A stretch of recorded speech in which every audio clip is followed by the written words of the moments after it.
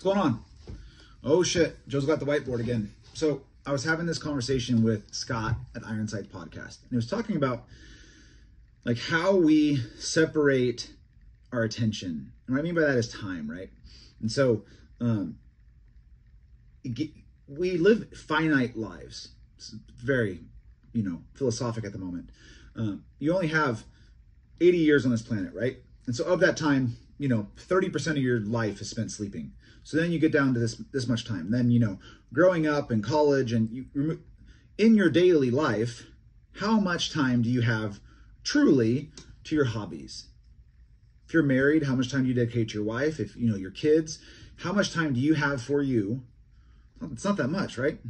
By the time you separate a 40-hour work week plus, 8 hours a night of sleeping plus that's 80 hours of your week, and then overtime, honeydew chores, going to the bathroom. Dude, I'm just telling you, take all that time away. How much time do you honestly have? And then to spend time at classes and everything else. Plus, hey, you want to get a game of golf, you want to play with your kids, you want to watch a movie on a Saturday night. So finding time then to maintain your skills of things like shooting, first aid, whatever, the non-necessary things for your job and to feed your family becomes a really small amount of time. And so in shooting in particular, especially coming from the community that I come from, how we break out skills, I think, and the time dedicated to them, I think from what most people think to what actually exists are two different things. And I'm going to do this in a very general way, but just something to think about, right?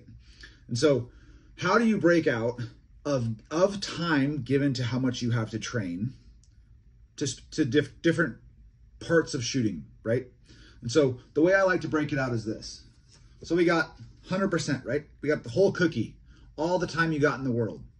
So how much time do you dedicate to just maintaining the fundamentals? How much of this pie do you think it is? So in my opinion, it should be about 50%. 50% plus of your time should be on maintaining the core skills. Because it's the thing like riding a bike, right? Those things stay for the most part, but when you get back on a pistol and you haven't shot in 4 months, dude, your grip's shit, your trigger squeeze is garbage, you're looking for the dot a little bit because you haven't maintained those core skills. And then so of your whatever that small amount of time is you have to train, 50% of it immediately goes back to just maintaining core skills. And if you don't have these, that should be a significantly higher percentage, right?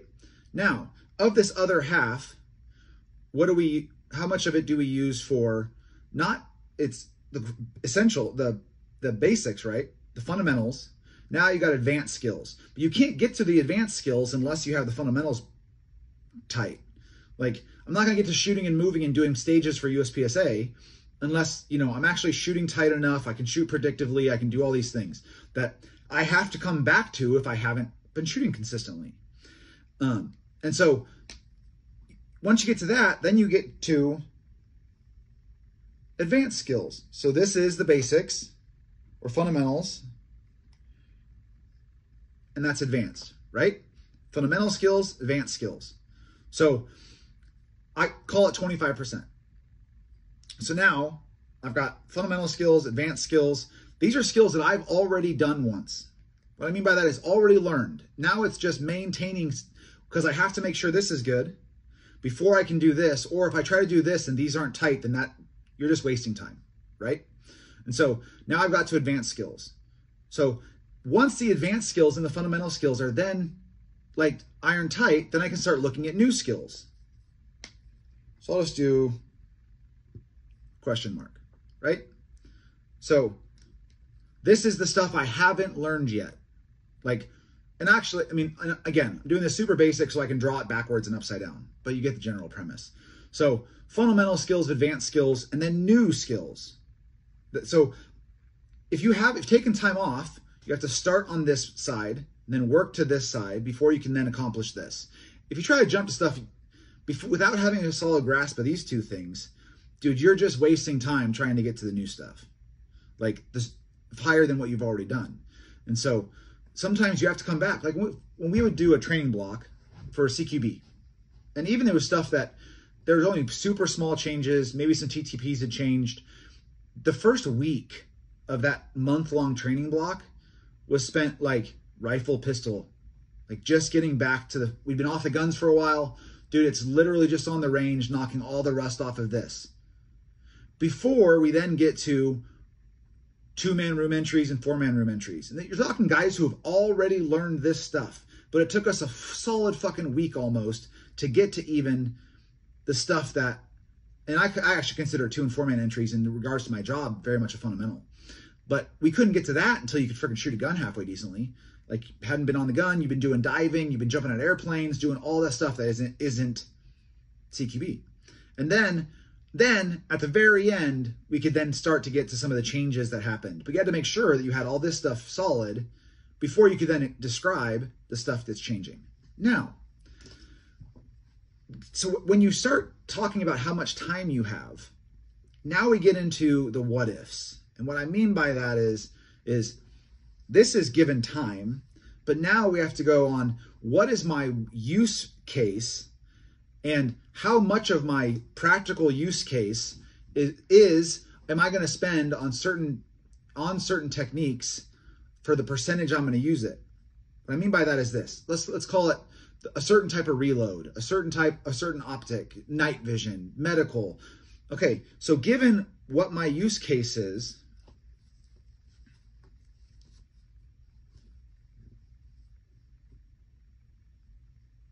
of using a gun, right? This is each on you. It's on you to figure this out. It's not on me. So we'll do this. We'll call it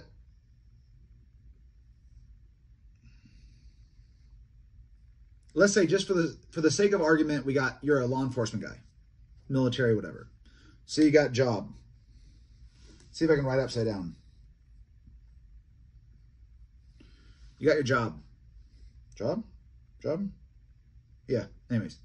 Okay, and then you have like competition. Because you like to shoot competitions, and then you have like self-defense.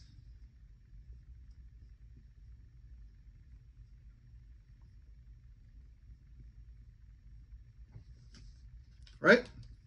So now use case wise, I just split it 30-30 or 33-33-33, right? Cut it in thirds. But now, is it really thirds? So if you make a living doing this, the guys you work with depend on you. I dropped my marker. So is this going to take up more or less than 30%? Is this going to take up more or less? So this is, you're wearing a duty belt in this, you're wearing a competition belt in this, shooting an open gun, and then you're wearing a, say you carry appendix with this. Which one takes precedence?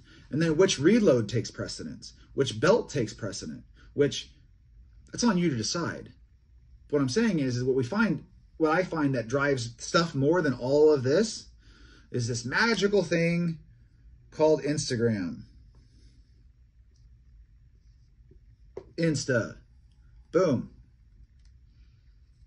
So somebody's doing some high-speed reload and or something else, and you go like, okay, where's the application of that reload? That you're spending half your dry fire time on, you're spending half your time on the range on, like of your actual use case, where is that applicable? Where is this specific skill set applicable? And so if it is only applicable in certain stages in a competition environment, then if competition to you, let's say you don't have a job in the military, now the competition is this enormous, that whole side, right? And it's really important to you, and then you have self-defense. Then maybe that holds a little more value to you. But this is, that reload is a super small percentage of overall use case, right?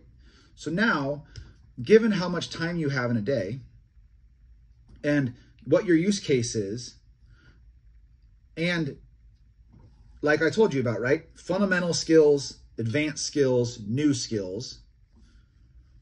To go back to that reload, how much time should you be dedicating to it? That's a question you have to answer.